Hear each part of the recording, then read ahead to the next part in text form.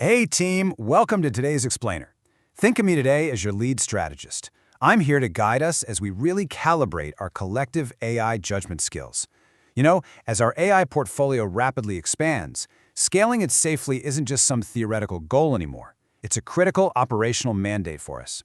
So today, we are going to dig into the hard benchmarking data. We're going to see exactly where our firm's AI risk governance actually stands against our industry peers. And more importantly, we're going to build a strategic roadmap for excellence. Okay, let's dive right into this. To set our North Star for today's session, we've got to position our organization to adapt proactively rather than reactively. In the world of artificial intelligence, reacting to a failure, whether that's a biased algorithm, some unapproved data use, or a nasty compliance breach, is just entirely too late. We have to architect a governance system that actually anticipates risk, rather than just scrambling to put out fires after a system is already deployed. So here's our quick syllabus for today. First, we'll look at the baseline. Second, timelines and documentation. Third, fairness and monitoring. Fourth, staffing bottlenecks. Fifth, performative benchmarking. And finally, the improvement roadmap.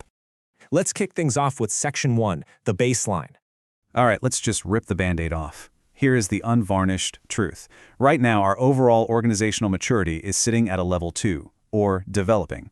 Now, the good news? Our foundational governance structures and our leadership are actually at a very respectable level 3. We've got the committees, we've got the reporting lines, but our overall maturity is being completely anchored down by our weakest link, which is post-deployment monitoring and metrics.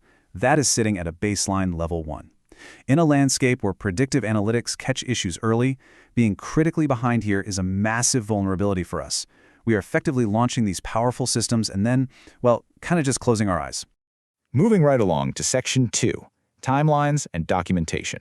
Take a look at this. When comparing approval timelines for low-risk AI systems, our organization currently takes 60 days to approve a project. 60 days.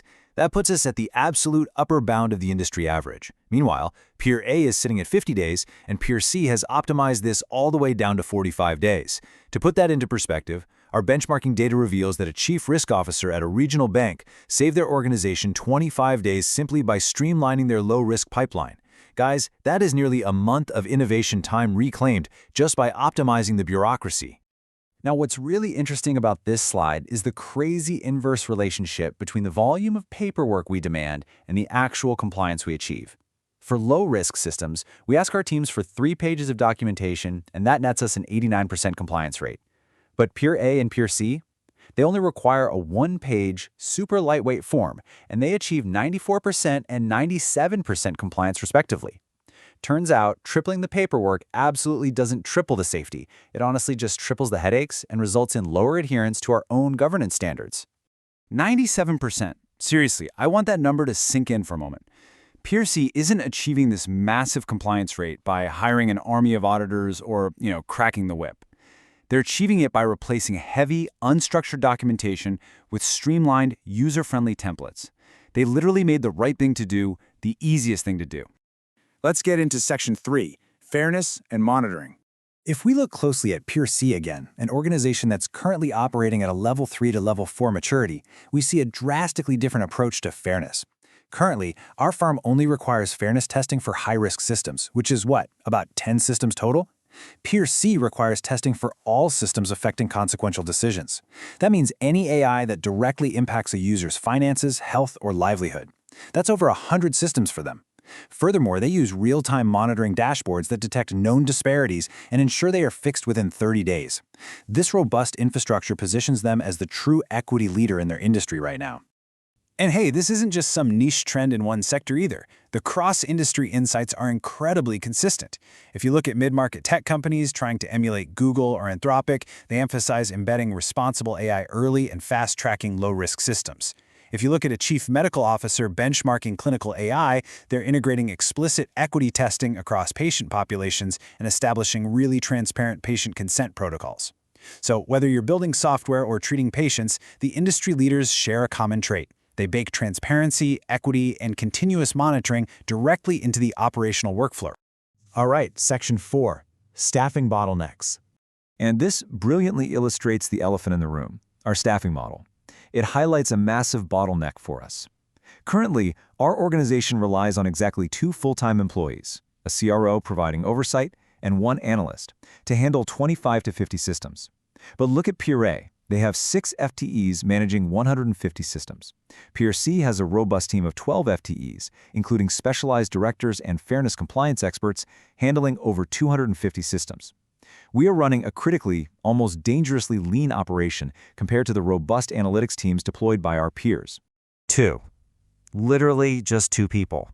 Having only 2 full-time employees overseeing a rapidly expanding, highly complex AI portfolio leaves us critically exposed to unmanaged risk. The industry standard for our projected portfolio size is 6 to 12 FTEs.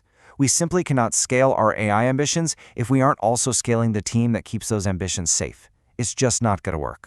Section 5. Performative benchmarking. Okay, we need to talk about a classic analytical trap: context blindness. It is very tempting to see that a competitor has a 30-day approval cycle and immediately demand we cut our 60-day cycle in half. But what if that peer has an entirely different risk profile? What if they operate in a completely unregulated market or have significantly fewer complex systems? The fix here is understanding why our peers differ. We need to adapt best practices to fit our unique organizational context, not just blindly copy a number off a page. That's a recipe for disaster. So, the crucial point is, faster isn't always better. Yes, we absolutely want to streamline our low-risk approvals to save 25 days, but if streamlining means skipping vital fairness tests on a medium-risk system just to hit a metric, well, we failed. Faster approval often means less rigor. Our ultimate goal here is highly effective, high-quality governance that actually protects the firm, not just a race to the bottom of the calendar. Finally, we've got to watch out for data contamination. When a peer says their approval time is 45 days, does that mean from the initial idea pitch or from the moment the final paperwork is submitted? If we base a massive organizational restructure on contaminated or misunderstood survey definitions from peers, our entire strategic roadmap will be built on quicksand. We have to validate detailed data and ensure we are comparing apples to apples. And that brings us to our final section, the improvement roadmap. So how do we fix this?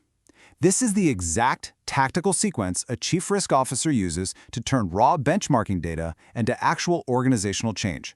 First, you carefully select appropriate comparable peers. Second, you collect validated, context-rich data, maybe under a mutual NDA. Third, you analyze the gaps, like our heavy 3-page documentation compared to their 1-page templates. And fourth, you implement targeted changes. For us, that immediate target is clearly streamlining our low-risk documentation burden and seriously expanding our fairness testing footprint. Let's move to and see how this builds, because closing our current gaps is not the end of the journey. It is just step 1 of a continuous improvement cycle. True governance maturity requires a formal, ongoing loop: regular assessment, gap identification, improvement planning, and execution and validation. This isn't a one-off project, folks. It requires dedicated resources, which, yes, means expanding our governance headcount and tracking our progress meticulously over the next 2 years to finally hit that level 3.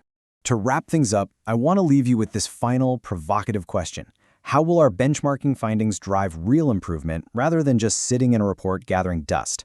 I'm challenging each of you today to think of one specific scenario from your daily responsibilities, whether it's reviewing a new AI vendor, writing a system description, or evaluating a project timeline, where you can immediately apply these strategic frameworks. The data is clear, the roadmap is set. Now it's time to build the future of our firm.